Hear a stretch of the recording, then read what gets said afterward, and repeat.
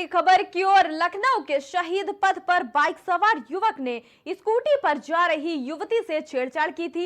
इस मामले का वीडियो वायरल होने के बाद लखनऊ पुलिस ने आरोपी मंचले को सीतापुर से गिरफ्तार कर लिया है। दरअसल आशियाना निवासी युवती प्राइवेट कंपनी में काम करती है। रविवार रात 10:30 बजे वो विभूति खंड में मीटिंग कर स्कूटी से घर लौट रही थी। तभी शहीद पथ पर लुलु मॉल के पास में बाइक सवार शोधा उसके पीछे लग गया और युवती ने स्कूटी की रफ्तार बढ़ा दी तो आरोपी ने भी अपनी बाइक की स्पीड बढ़ा दी और उसके साथ छेड़छाड़ करना उसने शुरू कर दी। बता दें, चलती स्कूटी में छेड़छाड़ करने लगा ये आरोपी। यही नहीं रुका, उसने स्कूटी सवार लड़की की कमर में हाथ डालना शुरू कर दिया। घटना से डरी सहमी युवती ने शहीद पथ पर स्कूटी रोक दी। इस दौरान कार सवार लोगों ने उसकी मदद की। कार सवार लोगों ने इस हरकत का वीडियो भी अपने मोबाइल कैमरे में कैद कर लिया और जब कार सवारों ने उसका पीछा किया तो वो आरोपी भाग निकला है। सोशल मीडिया पर वायरल एक वीडियो के आधार पर 1/10/2024 को पीएस बिजनौर में अभियोग पंजीकृत कर लिया गया है और सीसीटीवी फुटेज के आधार पर अभियुक्त की पहचान कर ली गई है। उसके गिरफ्तारी के लिए 2 टीमें बना दी गई हैं। अभी अभियुक्त को सीतापुर से गिरफ्तार कर लिया गया है। शेष अग्रिम विधिक कार्रवाई की जा रही है।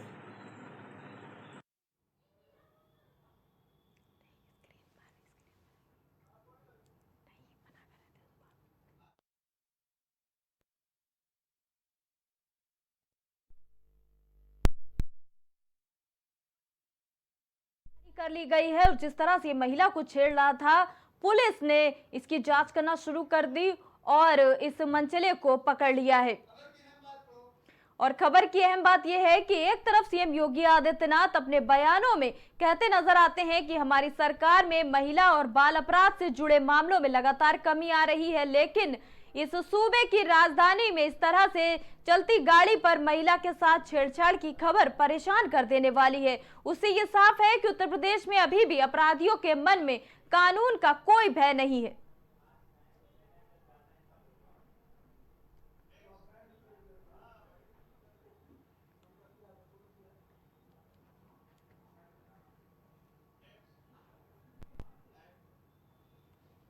हर तरफ भीड़, नशे में धुत युवक युवतियां, कुछ तो नाबालिग भी। शोर शराबा इतना कि बर्दाश्त करना मुश्किल।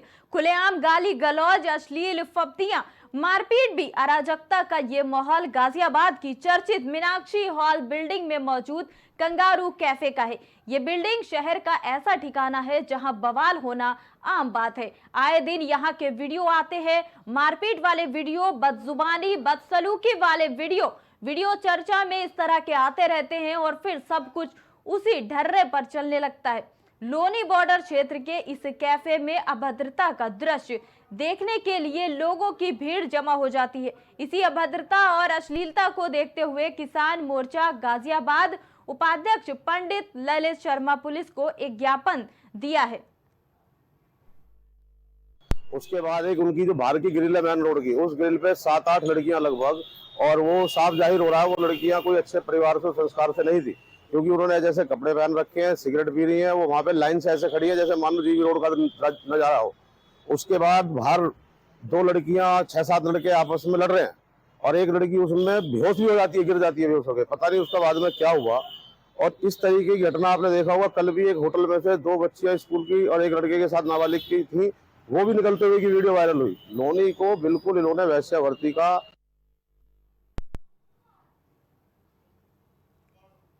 और इस खबर की अहम बात यह है कि शहर में बने ऐसे कैफे लगातार अय्याशियों का अड्डा बनते जा रहे हैं। जी हाँ, जिस तरह से इस कैफे की हम बात कर रहे हैं, जिस तरह से लड़के लड़कियां यहाँ पर अय्याशियां कर रहे हैं, जाहिर तौर पर ये कैफे लगातार अय्याशियों का अड्डा बनते जा रहे हैं, जहां रात के साथ युवाओं का पारा चढ़ने लगता है। नशे में धुत युवक युवतियां अभद्रता करते नजर आते हैं। वहीं पुलिस भी ऐसे कैफों पर सख्ती कर रही है, कार्रवाई भी करती है और फिर सब कुछ उसी ढर्रे पर चलने लगता है। और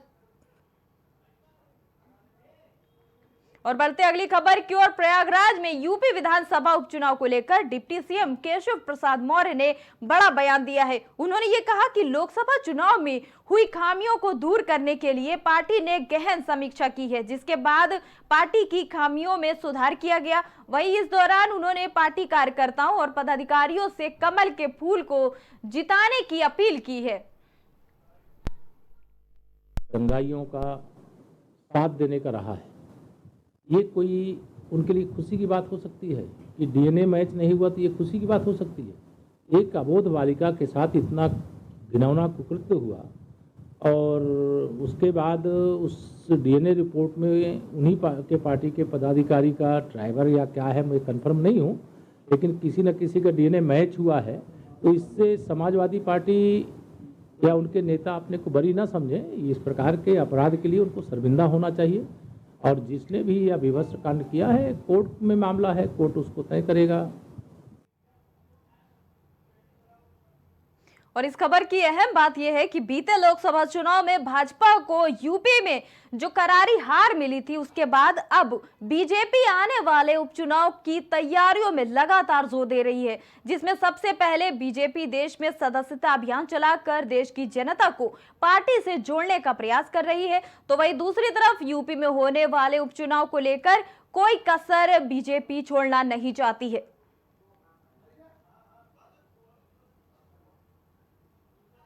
और बढ़ेंगे अगली खबर की ओर। उत्तर प्रदेश सरकार के आबकारी मंत्री नितिन अग्रवाल स्वच्छ भारत दिवस के मौके पर श्रावस्ती पहुंचे हैं, जहां नितिन अग्रवाल ने मुख्य अतिथि के तौर पर इस कार्यक्रम की शुरुआत की। इस कार्यक्रम के दौरान नितिन अग्रवाल ने नेता प्रतिपक्ष राहुल गांधी पर जोरदार हमला बोला है। उन्होंने राहुल गांधी पर हमला बोलते हुए कहा कि राहुल जैसे नेताओं को देश गंभीरता से नहीं लेता। राहुल गांधी को प्रधानमंत्री के खिलाफ बोलते हुए अपनी भाषा पर संयम रखना चाहिए। ये आपको आज सम्मानित किया गया है, किस लिए किया गया है? क्या काम आपने ऐसा किया था? भाई का काम है, बहुत मेहनत करा है, पढ़ना कर जी।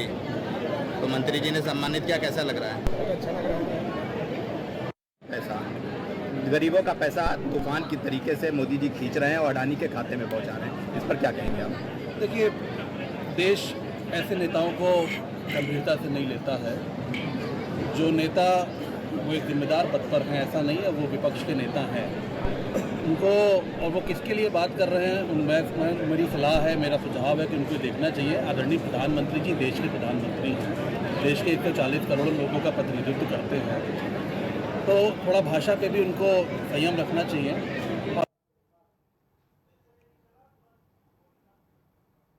और इस खबर की अहम बात यह है कि बीते दिनों राहुल गांधी ने प्रधानमंत्री मोदी पर आरोप लगाते हुए यह कहा था कि जनता का पैसा तूफान की तरह मोदी जी ले रहे हैं और सुनामी की तरह अडानी के खाते में भेज रहे, जिसके जवाब में कैबिनेट मंत्री नितिन अग्रवाल राहुल गांधी की गंभीरता पर ही सवाल करने नजर आए थे।